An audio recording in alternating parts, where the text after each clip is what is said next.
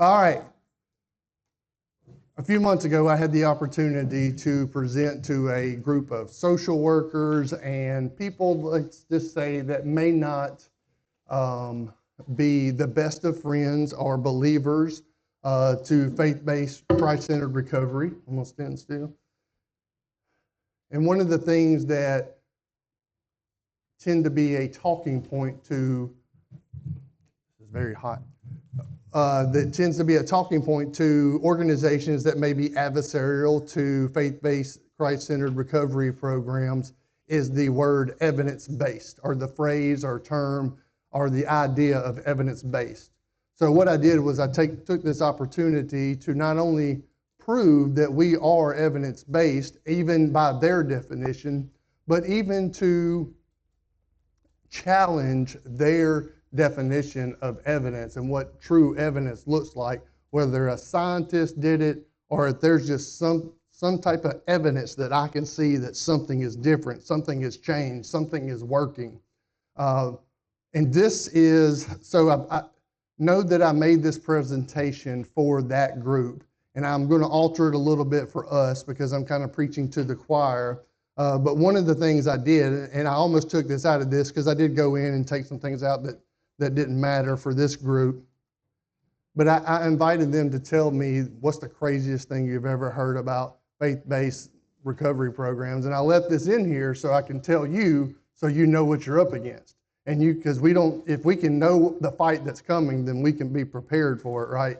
And the two main things was they are a cult and they're a labor camp. That was the two biggest things.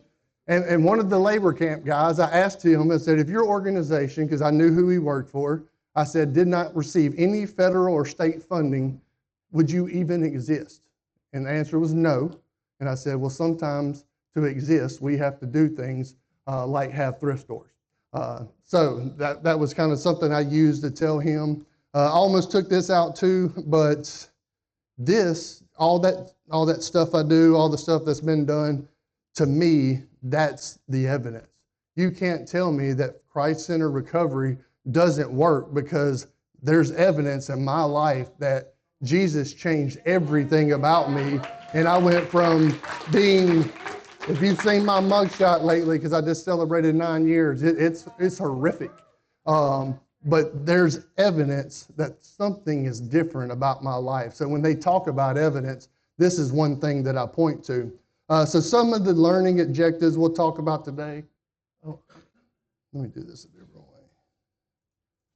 There we go. We'll define evidence-based practice. We'll define evidence-informed practice. We'll identify common evidence-based practices and even evidence-informed practices used in faith-based recovery programs, and how to recognize evidence-based practices and evidence-informed practices within faith-based programs, and to understand integration of faith plus evidence. And the reason this is so important is because, again, this is why a lot of them point at us and be like, well, this is why we do not reimburse organizations. We don't allow them to bring people to you because you're not evidence-based, or this is why you can't be part of this funding because you're not evidence-based.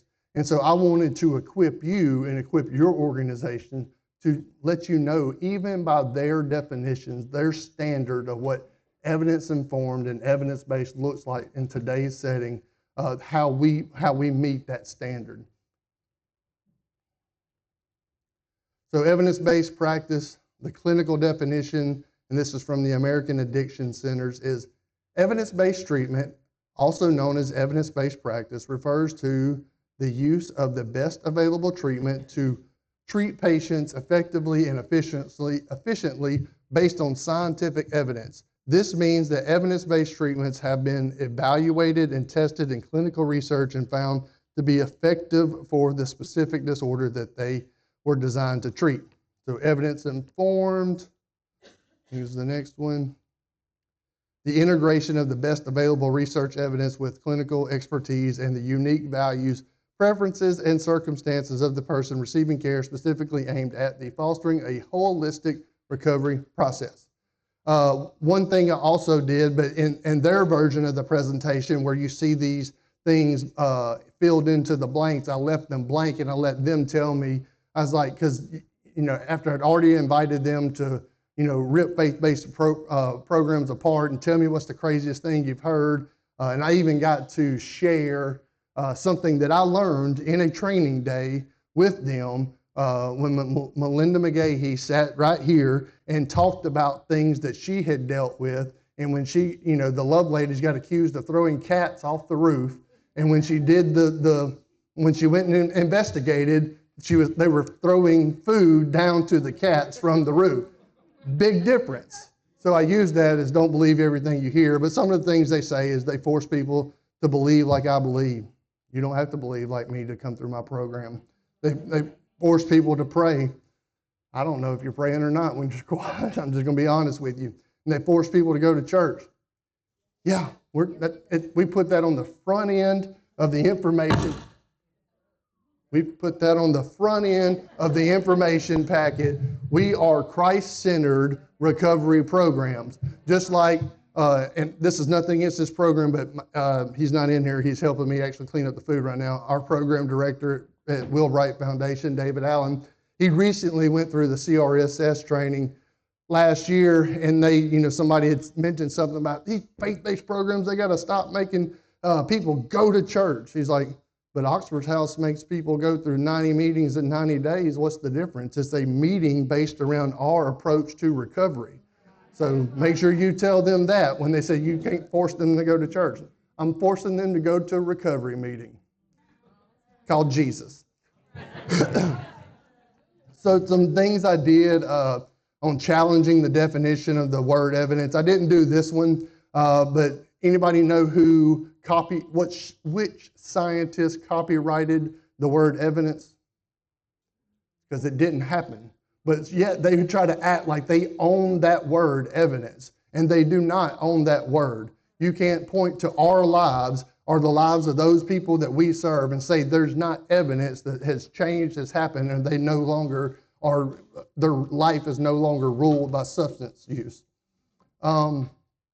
This one I did use, if 100 people got a disease and you gave none of them medication and all of them never recovered from the disease, and this other group of 100 people, you gave them all the medication and 50% of the people became well from it, would you take the medication? And I had some adversarial people, well, that's just chance and this, that, and the other. It was like, but would you take the medication? Without any, did you see something that had changed? And you said, I want to not be sick anymore. And they seem to be doing something that's 50% chance of change. Would you take it? And again, I was not in a friendly room.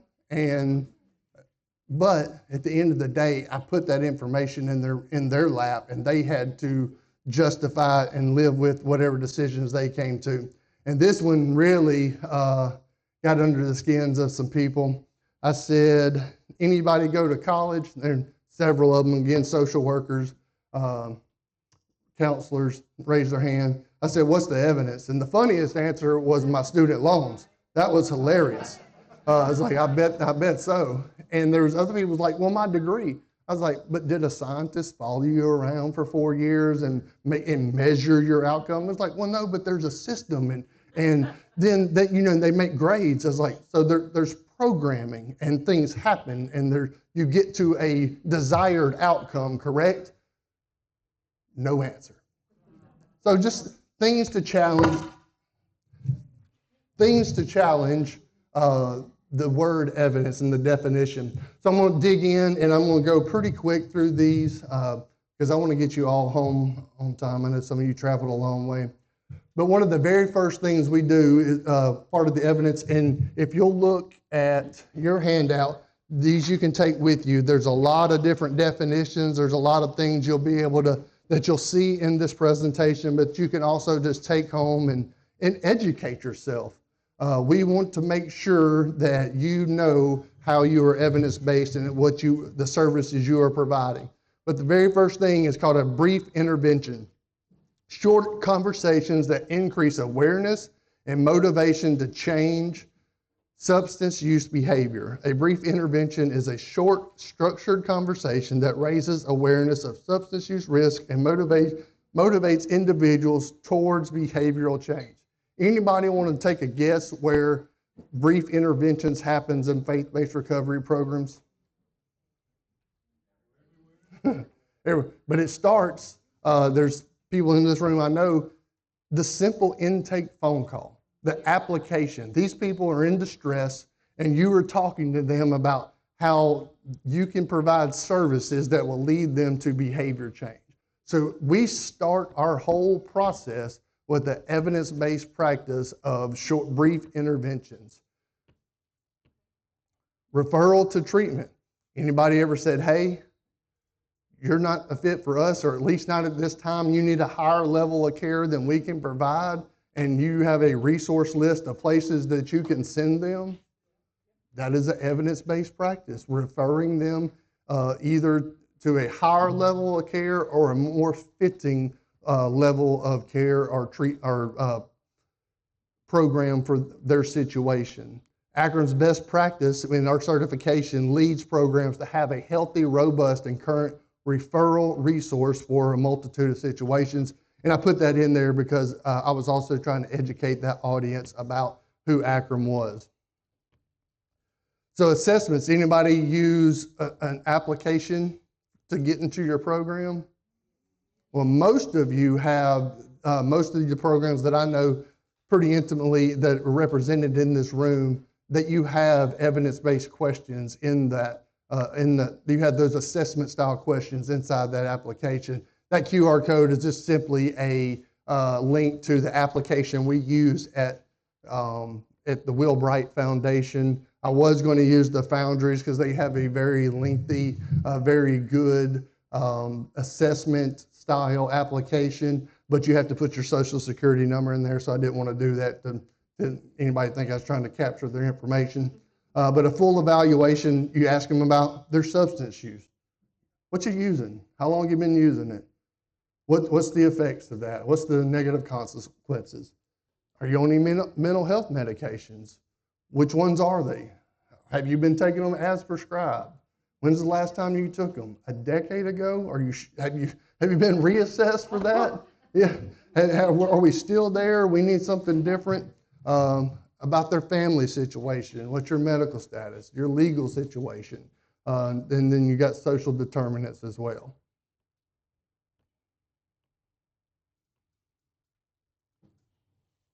Other screening and assessments, here's a few, and I put the definitions at the very top of the very first page, but the PHQ, Patient Health Questionnaire, General Anxiety Disorder, Adverse Childhood Score, and Recovery Capital.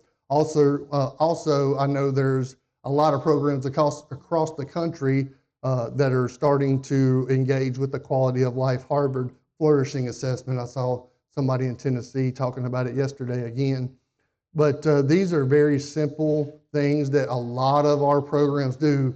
I don't know about every single one of these. I know we use all these except for the last one there at the Will Bright Foundation. But guess what? If your organization is not, you can start today. That's the thing about it. You don't have to stay where you're at. You can grow, and you can use this information when you're writing grants, when you're talking to the public, when you are just representing Christ-centered recovery as a whole. And there is, especially you client reps, you should really advocate to use these in the intake process, because it gives you so much information to start with when you're having those weekly and monthly conversations, and you can kind of see some of the barriers they're already facing, especially the ACE score, but really all of them. When we talk about anxiety and just overall general health, it can help you. If nothing else, it helps just the conversation starters that, hey, I saw this on your intake. Let's talk about that. And just them seeing that you followed up on information, that application process that they probably were dreading and don't even know if they did it or mama did it or whatever. That's number one. Some of these are good when the person actually gets there, because nobody can take these certain assessments here. But as far as the application process as a whole, such good information, like I said, can be gained from this for the purposes of helping them across whatever they're dealing with. Withdrawal management, talking about detox. And so this is what I said. You may be asking yourself, I was talking to the audience, if faith-based recovery programs have detox services now. I actually learned one did. At that time, I didn't know. And it's like, no, we don't. But we use the evidence-based practice of having a good referral, and we can refer you to a detox before you come to us. Because I'm not a medical program. Most programs in here are not medical programs. But again, this is just one of those things I use to really get their mind to see, okay, I don't provide detox, but I provide a path to detox. And that is again, that referral piece is a evidence-based practice. Medications, faith-based programs now accept medication, or faith-based programs accept medications now, right? Let's have the conversation. You don't know. So I'm literally this morning am emailing somebody else that's in the Governor's Opioid Council with me, and I wanted to approach the subject of why there are peer service or peer-ran organizations that can get reimbursed to take peers to people to any program in Alabama as long as they're not faith-based. And yeah, and they said, and this person is very neutral in my opinion, the person I was emailing, they said, well, a lot of it has to do with funding, and those grants are written with certain blah, blah, blah, blah, blah. And I was like, but that's not true anymore. There are programs that take some of these. There are programs that almost all of them take Vivitrol, which I screenshot it, is listed on this particular organization that's part of this funding. It's on their website that this is an accepted medication-assisted treatment form. And then I also put that I'm not going to get into that part. But you never know. You need to tell these people, oh, you can't take nothing if I come to, you don't know. You need to have the conversation with each individual organization and find out what their medication policy is. Behavioral therapies with strong evidence-based support, and this is where you can really dig into these definitions that I'm giving you. Motivational interviewing. Anybody ever talk to somebody and try to use their self-awareness and their own decision-making to lead them and their own ideas to lead them to living healthier and making better decisions and setting goals? Cognitive behavior therapy, you can read therapy that helps people identify and change harmful thinking patterns and behaviors. We do that every day. Every conversation we have is trying to keep them from making a bad decision and look at things differently and make a different decision than the decisions that landed them in the situation they're currently in. 12-step facilitation therapy, a lot of us are engaged with different 12-step groups and CR meetings. The community reinforcement approach, again, this is therapy that replaces substance use with a healthier lifestyle rewards. Anybody ever said, hey, if you'll stop using, look at all these things that will change for you? Or even ask them to think about, okay, if you never, incorporate motivational interviewing, if you didn't use drugs for the next 5 years, what would your life look like 5 years from now? Behavioral couples therapy, mindfulness-based relapse prevention for some populations. Just relapse prevention as a whole is a evidence-based practice. Anybody ever try to talk to their clients or the people you serve about when they relapse and how to keep from relapsing and the safeguards they got to put in place to keep from that? All the time. I mean, literally from day one. Like, you don't need to leave because you'll relapse. And a lot of us that, again, I know some of your programs pretty well already have like that whole documentation. Like, before you leave this program, we're going to go through this relapse prevention plan. I know we have that at the Will Wright Foundation. Skills and training, coping skill training. Any of your programs train people how to do interviews, how to anger management, parenting classes, all the things, right? All these are either an evidence-informed or evidence-based practice, depending on which intervention it is. Family and social network interventions. I just mentioned it, parenting skills, interventions with substance use affects parenting. Child welfare, informed family stabilization service. Anybody try to reconnect their parents with their children? Don't let them tell you that you're not evidence-based. Recovery support services. This is where we can really dig in and say, we meet this criteria. This is where we support our people that are in recovery, and we connect them with services either directly or through referral. Recovery support services are non-clinical, community-based, or peer-led services that help individuals and families stabilize and manage long-term recovery from alcohol or drug addiction. These services offer social support, connection to resources, and practical help to build recovery capital, aiming to improve the quality of life. Anybody not know what recovery capital is? Everybody knows what recovery capital. I guess I'm the only one who had to look it up. Recovery support services, common evidence-informed recovery supports, peer recovery support services, recovery coaching. I don't think they're here today, but I know one program in South Alabama, every one of their employees have to go through recovery coaching class. Recovery checkups, proactive follow-up. Again, he's not in here, but our director, David Allen, is the king of following up with guys when they leave the program, whether they graduated or gave us the middle finger. Either way, he's going to call and check up on them. And no matter how they left and what manner they left, that is an evidence-based practice when it comes to recovery support services with the following up. Recovery management, recovery planning, goal tracking, sober living, recovery housing, transportation. Any of y'all's organizations provide transportation? Everybody? We're taking them somewhere. I don't even want to talk about the love lady.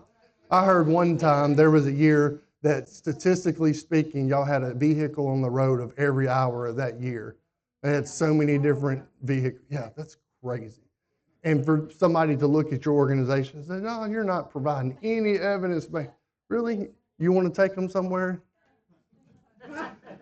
Employment readiness and job placement. Again, I know the Foundry and partners with Hope Inspired. Y'all have Work Faith at the Love Lady. And then all your programs have some type of mentoring or coaching or something, some type of programming that points people on this is how to get a job once you leave here. Here's how to interview well. Here's some connections at the Career Center. We're all participating in some place or some manner with employment readiness. Supported education. Case management. Any of y'all case managers in here? Amen. We're providing that service as well. Legal system navigation. Anybody ever try to help people through their court situation? Child care supports, reentry supports, financial literacy. I mean, all these recovery support services are things that, by their own definition, meets the criteria of evidence-based and evidence-informed. The digital recovery supports, recovery apps, check-ins, alumni programming, social connectedness, volunteer service engagement, faith community connection, wellness, and recreation supports. Employment-focused recovery supports. We talked about that a little bit already. Recovery housing associated with structured recovery supports. Constantly, I know of new programs and older programs that are constantly growing in that transitional housing, that recovery residence area. And it's not only needed, but it's especially needed in the Christ-centered pathway, because I can speak to when I was at the last organization I was with, and when people went outpatient or whatever you want to call it, and we didn't have a place for them to go because the one place we did trust was full, that we were sending into, when it came to their faith, unsupported systems of care, and we had less positive outcomes than we would have liked. So kudos to all the organizations that are growing in that evidence-based practice. the continuing care, recovery checkups, like I talked about, relapse prevention plan, prevention counseling, ongoing peer support, recovery housing program, evidence-informed, certified recovery residents. Make sure if you're going to refer somebody, make sure they're certified by somebody. And as always, if they are a Christ-centered program and they're looking for certification, they can talk to ACRM. Sober living with house rules, drug screenings, peer accountability. Anybody have a house where people can just do whatever they want? Oh, so there's accountability, there's rules, there's drug testing, and yeah, so imagine that. It is evidence-based, and somehow us little old Christians, we figured out how to do it. Praise God. House meetings, mandatory participation. Hey, and I will say, GroupMe has changed house meetings for the better. You can send one little thing out and be like, I know you all heard it. So the old days of having to look at people in the face 13 times a day to talk about milk. It's like I had two guys arguing about milk that both were on Social Security. They were so old. I'm like, I own that refrigerator. Neither one of you own that refrigerator. So, but with GroupMe, I didn't have to have that conversation. I could just text them. Mandatory participation in treatment recovery activities, again, transportation. So when I was putting this together, I had this just jump out in my face, but if you will look right here, since 1993, SAMHSA actively engaged in support of faith-based and community organizations through, and then it lists all these different ways that they partner. But right there on SAMHSA's website, they talk about since 1993 they have recognized faith-based community engagement as this would be more of an evidence-informed. But I love how people there's certain trying not to get critical of certain things, but we've been told by ACRM, or ACRM has been told that they could not participate in certain faith community activities in the state because we weren't on SAMHSA's website. I'm like, when did they buy the church? I didn't realize the federal government, or I'll put it this way, the statement I made is like, I didn't realize that ADMH could do church better than the church could. But that's what they told me. Again, evidence-informed or supportive Bible studies, spiritual formation groups, pastoral counseling. Again, according to their definitions, these are evidence-informed or recovery supportive services, faith community connection, mentorship, service work, work therapy, community living with accountability, recovery-focused transportation assistance, leadership development, life skills. Anybody produce life skills programming? All the time.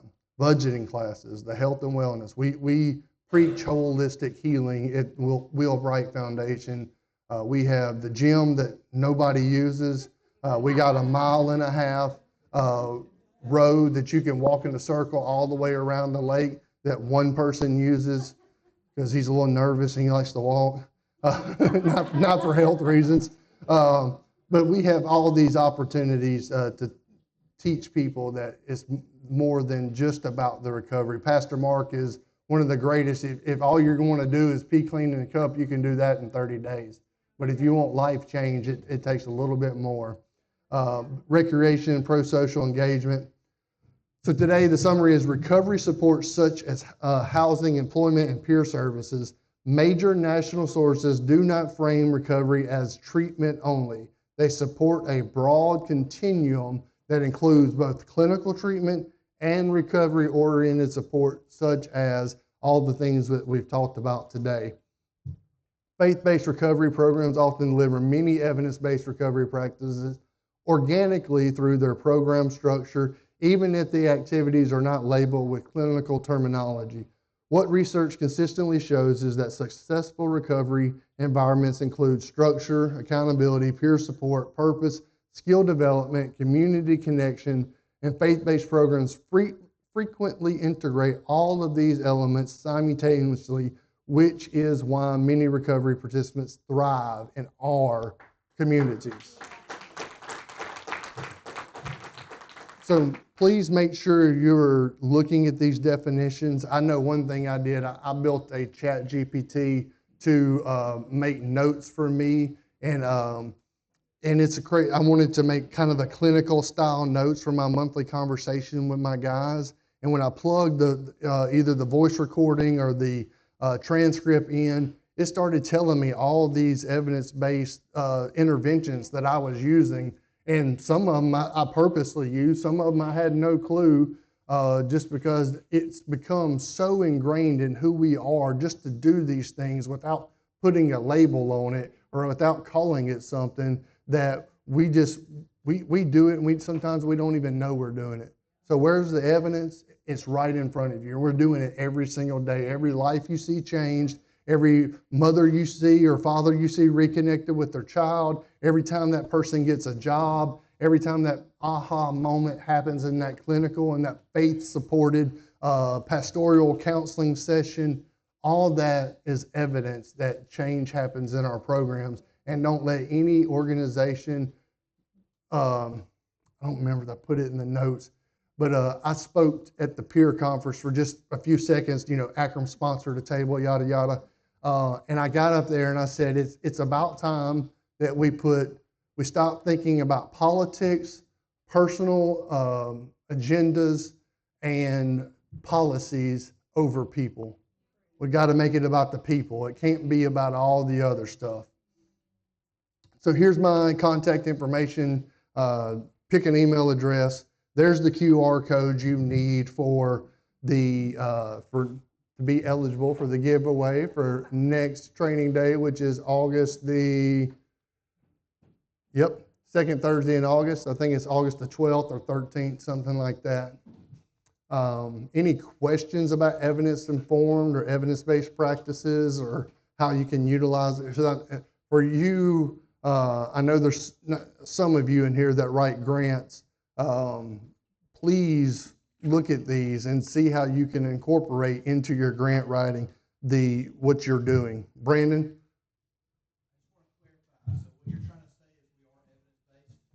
We are evidence-based.